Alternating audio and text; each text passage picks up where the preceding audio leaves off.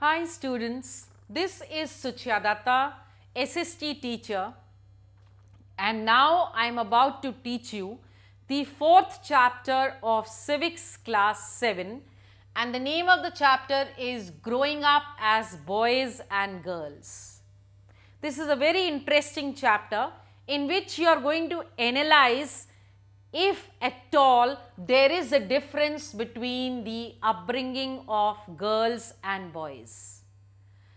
Whether actually the parents or the society make a distinction in the growing up of the girls and boys. If they do, then why? So this is what we are going to see in this particular chapter. Some of the girls feel that from the very beginning they are given different toys to play with than the boys. That is, generally the girls are given dolls to play with and the boys are given cars and aeroplanes as toys. So the first distinction that comes in the growth of the children is from the toys itself. When the parents themselves discriminate in the giving of toys to their children. And of course, the society keeps on making the further distinctions between the boys and the girls. Which games should the boys and the girls play? How should the boys and the girls behave? What is the role that they have to play in the future? And all this is actually done in the form of distinction which is being done even unknowingly by the parents of the girls and the boys. We are going to pick up two examples of the living of the girls and the boys, one in a foreign land and another in India in Madhya Pradesh. So I am going to pick up the first example of the Samoa island in 1920s.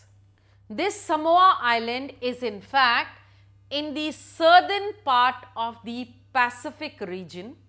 It's a small island, and as far as the children are concerned of this island, they had no proper schooling at that time in the 1920s. But of course, the children learnt so many things at home, that is basket weaving and looking after their siblings and of course going out for fishing. Generally in the Samoan island, the older children, when they become little big, they start looking after their smaller siblings in the family. And that's the first practical work that they start with, both boys and girls, when they are at home. And then comes a little change, and that is boys, when they attain the age of 9 years, they go out on fishing expeditions and also in coconut planting. The girls start this job, that is of fishing and coconut planting, little later, that is when they become teenagers.